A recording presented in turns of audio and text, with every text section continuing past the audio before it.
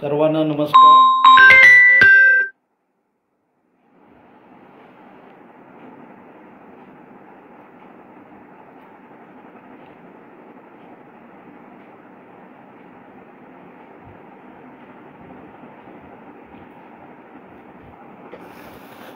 आवाज ऐकायला येतोय का?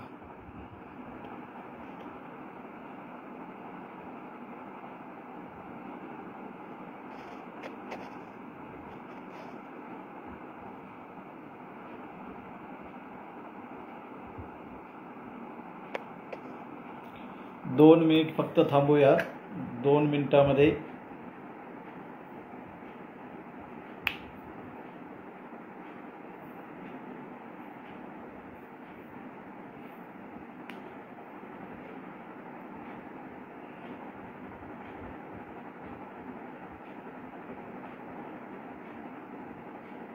दोनच मिनिटांमध्ये आपण हे फेसबुक लाईव्ह सुरू करूया। 2 मिनिट फक्त वाट पाहू। बरेच जण जॉईन होत आहेत।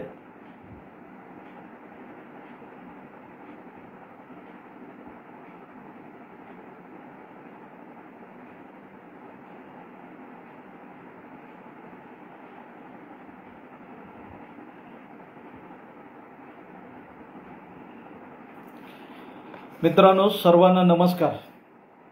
सुरू करतोय। खरं तर आजचं फेसबुक लाईव्ह येण्याच्या पाठीमागचं मुख्य कारणच हे आहे की कालचा जो शासन निर्णय आलेला आहे,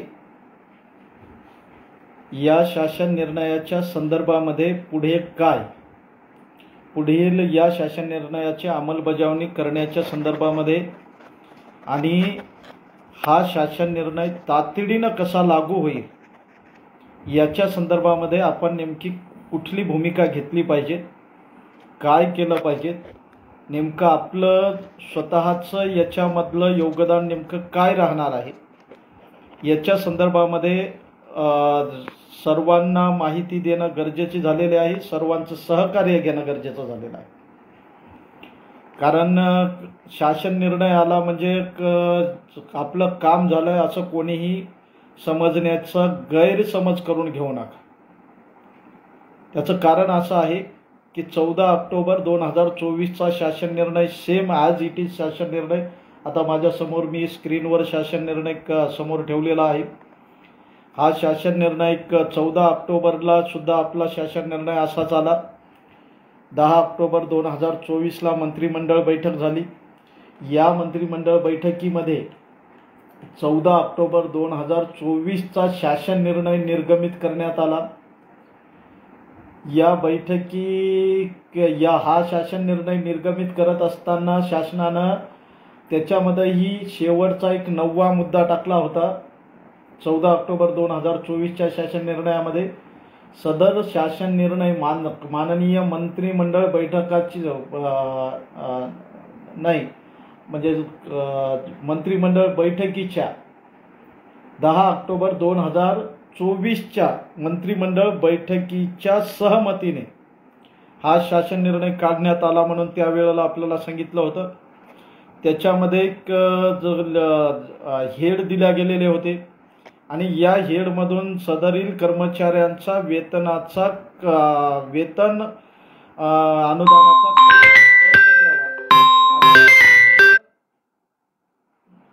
अशा प्रकारचे एक त्या बाबतीमध्येही माहिती देण्यात आली होती किंवा तरतूद करण्यात आली होती। परंतु नंतर आपण पाहिलं की हा शासन निर्णय शासनाने या शासन निर्णयाची अंमलबजावणी करण्यासाठी नको तेवढी दिरंगाई केली, नको तेवढा वेळ घेतला हा शासन निर्णय आल्याच्या नंतर आमचा जवळपास शिक्षक समन्वय संघामधल्या बहुतांश जणांनी प्रयत्न केले की या 14 ऑक्टोबर 2024च्या शासन निर्णयाची अंमलबजावणी करण्यासाठी आपण प्रयत्न करणं नितांत गरजेचं आहे असं वाटून आम्ही पुण्याला संचालक स्तर असेल किंवा आयुक्त कार्यालय असेल या ठिकाणी मोठ्या प्रमाणावर आंदोलन पुकारलं. इतकंच नाही, आयुक्ताला घेराव टाकण्यासाठी आयुक्ताच्या दालनामध्ये ठिय्या आंदोलन केलं.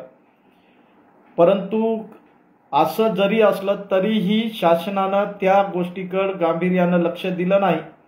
त्याच्या पाठीमागची गोष्टच अशी होती की माझं तर एक त्यामध्ये स्पष्ट मत होतं की 14 ऑक्टोबर 2024चा जो शासन निर्णय आहे या शासन निर्णयाची अंमलबजावणी करण्यासाठी सर्व आमच्या अंशतः अनुदानित बांधव असतील, विनाअनुदानित बांधव असतील, जे 20% पात्र ठरत होते असे बांधव असतील, त्रुटीपात्र बांधव असतील, या सर्वांनी पुण्याला येणं नितांत गरजेचं होतं. त्यावेळेला खरं तर तिथं 5-7 हजार लोकांचा मोठा मॉब जर जमा झाला असता तर मला वाटतंय त्याच वेळेला अंमलबजावणीचं पत्र निघलं असतं आणि आजच्या घडीला आपल्या सर्वांच्या पदरामध्ये 14 ऑक्टोबर 2024च्या शासन निर्णयानुसार अनुदान पडलं असतं. परंतु त्यावेळेला आपल्या बऱ्याचशा बांधवांना असं वाटायला लागलं की त्यावेळेला डिसेंबर महिन्यामध्ये जे अधिवेशन झालं होतं या अधिवेशनामध्ये निधी नाही असं म्हणून एक हुल उठवल्या गेली आणि हुल उठल्याच्या नंतर त्या हुलीच्या पाठीमागं आमचा बांधव नको तेवढा त्याच्या पाठीमागं पळाला आणि मग आपल्याला मुंबईला आंदोलन लावणं, इथं आंदोलन लावणं, तिथं आंदोलन लावणं, इथं हे मंत्रालयामध्ये पाठपुरावा करावा लागेल असं म्हणून मोठ्या प्रमाणावर लोक त्या दिशेनं वळल्या गेले. खरं तर 14 ऑक्टोबर 2024चा शासन निर्णय जर जशाच तसा लागू त्यावेळेला झाला असतात किंवा त्याची अंमलबजावणीसाठी आपण पूर्ण प्रयत्न केले असते तर त्याच्या त्रुटीचा प्रश्न असेल किंवा 1 जून 2024 पासूनचा अनुदानाचा प्रश्न असेल, हा प्रश्न सहज निकाली निघाला असता. परंतु आता हा इतिहास जमा झालेला आहे. हा शासन निर्णय अधिक्रमित केला गेला कालच्या शासन निर्णयानुसार. आता याच्यातही एक महत्त्वाची बाब सांगतो माझ्या बांधवांनो. अधिक्रमित करण्यासाठी कुठलाही शासन निर्णय शासनानं अधिक्रमित करण्यासाठी एखादा जर शासन निर्णय त्याच एखाद्या गव्हर्नमेंटनं जर काढलेला असेल आणि तोच जर अधिक्रमित करायचा असेल तर त्याच्यासाठी ही बाय प्रोसिजर आहे. कारण असा शासन निर्णय एक दुसरा शासन निर्णय काढून तो शासन निर्णय अधिक्रमित होत नाही. परंतु आता सध्या केलेला आहे शासनाने, त्यामुळे आपण आता त्याच्यावर जास्तीची चर्चा करत बसणार नाही. आता आपल्या समोर प्रश्न आहे की काल आलेला जो शासन निर्णय आहे या शासन निर्णयाची अंमलबजावणी तातडीनं कशी करता येईल. कारण परत आपला अनुभव पाठीमागचा अनुभव जो झालेला आहे त्या अनुभवासारखा आपला हा अनुभव आता नकोय. कारण त्याच्यासाठी आता आपल्याला खूप काळजीपूर्वक पावलं समोर टाकावी लागणार आहेत. त्याच्यातलं पहिलं पाऊल असं राहणार आहे की आपण उद्या गणपती बसतायत, परवाच्या दिवशीचा एक दिवस आहे वर्किंग डेचा आणि शुक्रवारचा वर्किंग डे आहे. कारण गणपती बसल्याच्या नंतर शनिवार रविवार 2 दिवस सुट्ट्या आल्या. मध्ये काय होत असतं की बरेचसे कर्मचारी गणपती बसण्याची सुट्टी आणि समोरच्या 1-2 सुट्टी टाकून अशा सलग सुट्ट्या घेण्याचा प्रयत्न करतात. त्याच्यामुळं कदाचित उद्या परवा तेरवा या आठवड्यामध्ये पुण्यामध्ये आपल्याला जास्तीचे कर्मचारी किंवा अधिकारी सापडणार नाहीत. त्याच्यामुळं आपण काय विचार करतोय की येत्या सोमवार किंवा मंगळवारी या दिवशी आपण पुण्याला जाऊन सदरील शासन निर्णयाच्या अंमलबजावणीच्या बाबतीमध्ये संचालक साहेब असतील, दोन्ही संचालक साहेब आणि आयुक्त साहेब यांची आपण भेट घेऊन तातडीनं सेम डेला कसा याच्या बाबतीमध्ये अंमलबजावणीचं पत्र काढता येईल ही आपण पाहणार आहोत. कारण जोपर्यंत अंमलबजावणीचं पुण्यावरूनचं पत्र निघणार नाही तोपर्यंत आपल्या शासन निर्णयाची अंमलबजावणी होणार नाही. आता जे पत्र आलं लातूर जिल्ह्यातल्या शिक्षण अधिकाऱ्यानं खरं तर ती एक आउट ऑफ वे जाऊन त्यांनी ते पत्र काढलेलं आहे की तातडीनं सदरील शासन निर्णयानुसार प्रस्ताव दाखल करा म्हणून. परंतु ही काय बाय प्रोसिजर नाही. बाय प्रोसिजर आपल्याला पुण्यावरून तातडीनं संचालक साहेबाचा एक आदेश काढायचा आहे. हा आदेश निघल्याच्या नंतर खाली आपण जास्तीत जास्त 15 दिवसाच्या आत आपण या संदर्भामध्ये या शासन निर्णयाच्या अंमलबजावणीसाठीचं वेतनाच्या संदर्भातली जी गोष्ट आहे ती करून घेण्याचा प्रयत्न करू. हे मला वाटतंय, प्रामाणिकपणे वाटतंय. त्याच्यामुळं सर्वांनी कुठंही आता बेसावध राहायचं नाही. कारण बेसावध राहिलं तर आपला घात होणार म्हणजे होणार हे 100%. कारण या शासन निर्णयानुसार पाठीमागचं जवळपास 13 महिन्याचं आपलं वेतन खाल्ल्या गेलं. त्रुटीवाल्यांचा एक नको असलं म्हणजे त्रुटीवाल्यांचा जो एक टप्पा जाणीवपूर्वक गव्हर्नमेंटनं या ठिकाणी नाकारला. हाही मग मोठा विषय त्यामध्ये निर्माण केला या शासन निर्णयानुसार. खरं तर या ठिकाणी बरेच जण त्रुटीचा हा विषय लावून धरत आहेत. माझं स्पष्ट म्हणणं आहे त्रुटीच्या बांधवांना, कारण याच्या बाबतीमध्ये कुठल्याही शिक्षक समन्वय संघानं या बाबतीमध्ये शिक्षक समन्वय संघातल्या एखाद्याही माणसानं त्रुटीचं काम होऊ नये म्हणून कधीही चुकीचे प्रयत्न केले नाहीत. त्यामुळं त्रुटीच्या बाबतीमध्ये जेही या शासन निर्णयामध्ये शासनानं भूमिका घेतली ती सर्वथा चुकीची आहे हे आमचं सर्वांचं मत आहे. कारण शासनानं ती भूमिका अशा प्रकारची भूमिका घेणं ही नितांत चुकीचं होतं.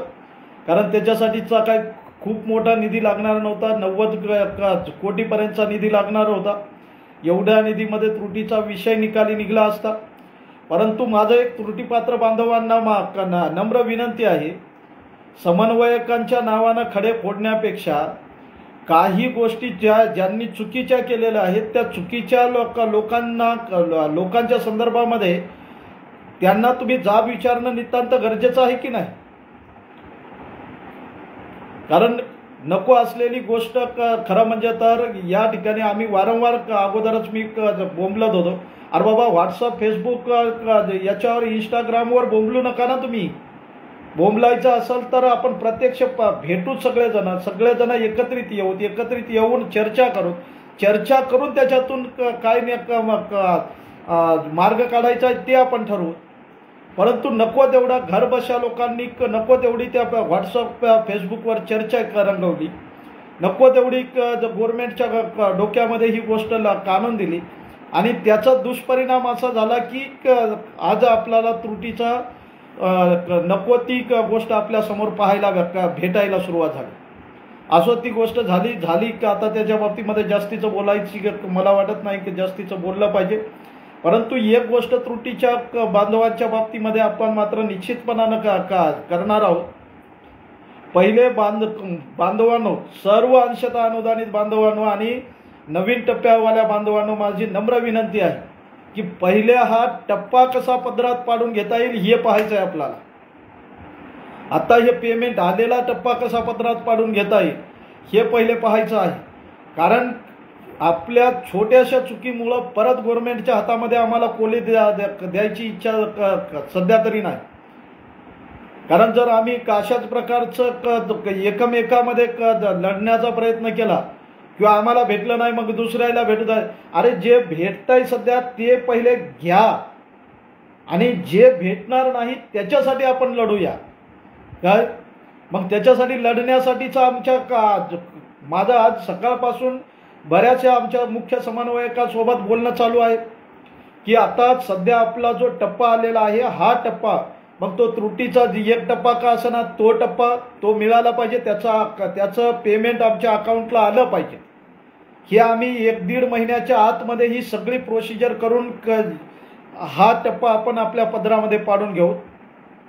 आणि त्याच्यानंतर बांधवांनो जेवढे त्रुटीपात्र शाळा आहेत, ज्या त्रुटीमध्ये पात्र ठरलेल्या होत्या, ज्या 2023च्या शासन निर्णयानुसार पात्र ठरलेल्या होत्या, ज्यांना 30 दिवसामध्ये आपल्या फाईल त्रुटी पूर्तता करायला सांगितलेलं होतं, अशा जेवढ्या शाळा पात्र झालेल्या आहेत, या सर्व शाळा आणि 14 ऑक्टोबर 2024च्या शासन निर्णयानुसार ज्या त्रुटीपात्र शाळा आहेत, या सर्व शाळांना शासनानं तातडीनं अनुदान द्यावं, याच्यासाठी आपण मोठा संघर्ष उभा करण्याचा विचार करतोय.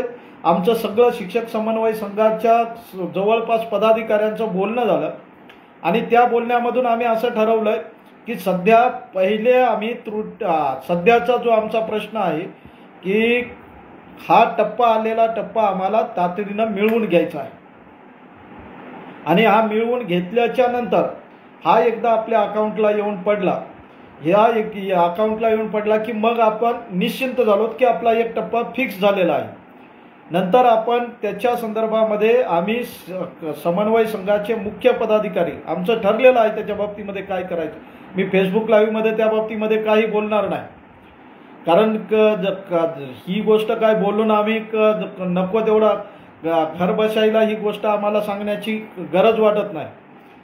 तर बांधवांनो, जेवढे माझे आता सगळे जेवढे बांधव नवीन टप्प्यासाठी पात्र ठरलेले आहेत, या सर्वांना सर्वप्रथम मी शुभेच्छा देतो की नवीन टप्पा आपल्याला लागू झालेला आहे.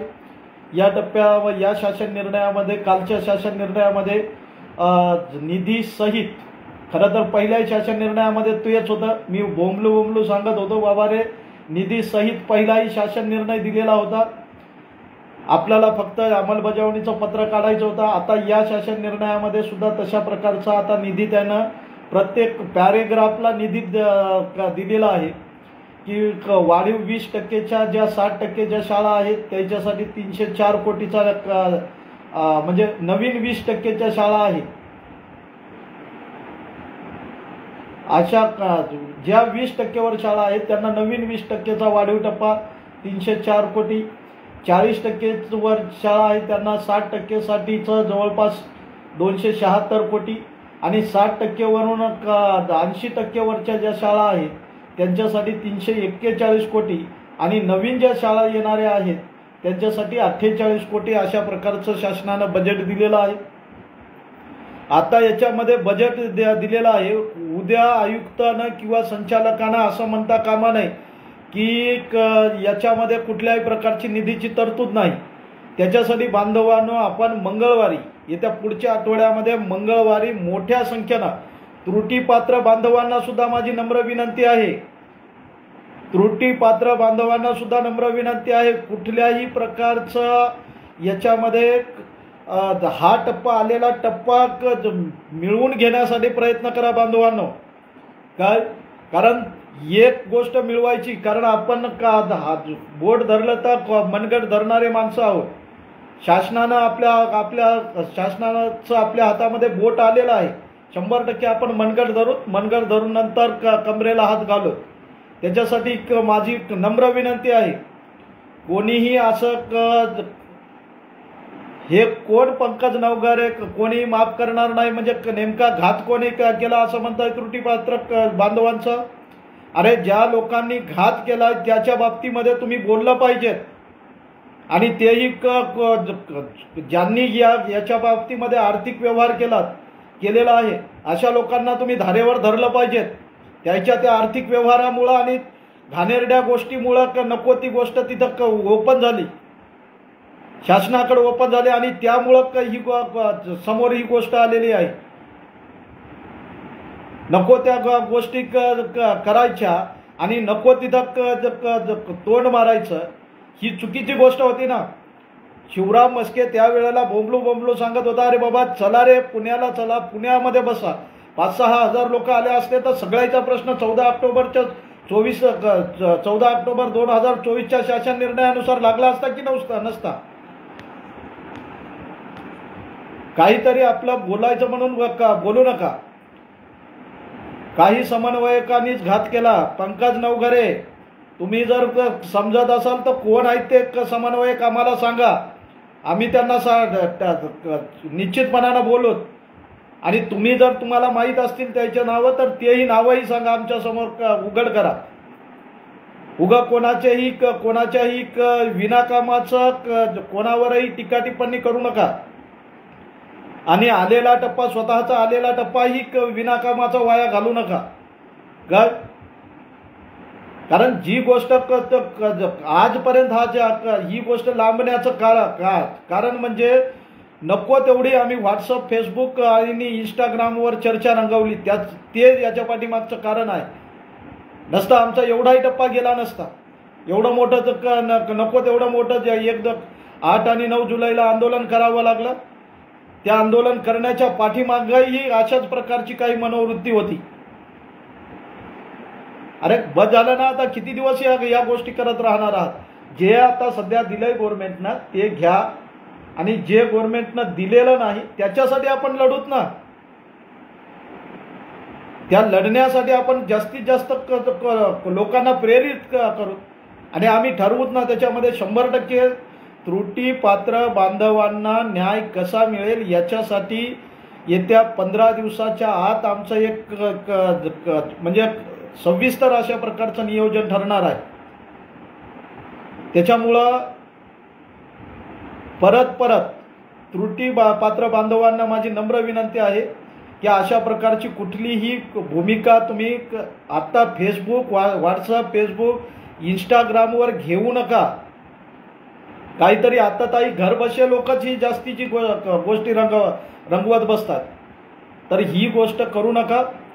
आणि जास्तीत जास्त संख्येनं पुण्याला येत्या मंगळवारी दुपारी 12 वाजता सगळ्यांनी उपस्थित राहायचं आहे, ही आपल्याला नम्र विनंती करतोय. कारण हा जर शासन निर्णयाची अंमलबजावणी जर लांबली तर मग समजायचं की आपला डिसेंबर महिना आपल्याला परत पाहावा लागेल. त्याच्यासाठी बांधवांनो, कुठल्याही परिस्थितीमध्ये उद्या गणपती बसत आहेत, गणपती बाप्पा आपल्याला पावल्याशिवाय राहणार नाही हे मला खात्रीशीर माहीत आहे. आपण येत्या मंगळवारी जाऊन याच्या संदर्भामध्ये आयुक्त संचालक साहेबाकडून अंमलबजावणीचा आदेश काढण्यासाठी संचालक साहेबांना भाग पाडू. परंतु तुमची संख्या मात्र जास्तीत जास्त मोठ्या संख्येनं त्या ठिकाणी आली तर ही गोष्ट होईल असं मला वाटतंय. याच्यापेक्षा या शासन निर्णयाचं खरं म्हणजे तर विश्लेषण करण्यासारखा हा शासन निर्णय नाही. कारण 14 ऑक्टोबर 2024चा शासन निर्णय आजही जशाला तसा टाकलेला आहे. फक्त त्रुटीच्या बांधवांचा एक टप्पा वगळून आणि 1 जून 2024चा आपलं त्या दिवसापासूनचा लागू असलेला टप्पा वगळून ह्या 2 गोष्टी वगळल्या तर आज इट इज गव्हर्नमेंटनं जशाला तसा कॉपी पेस्ट केलेला हा शासन निर्णय आहे. शासन निर्णयाच्या अंमलबजावणीसाठी फक्त आपण प्रयत्न करूया.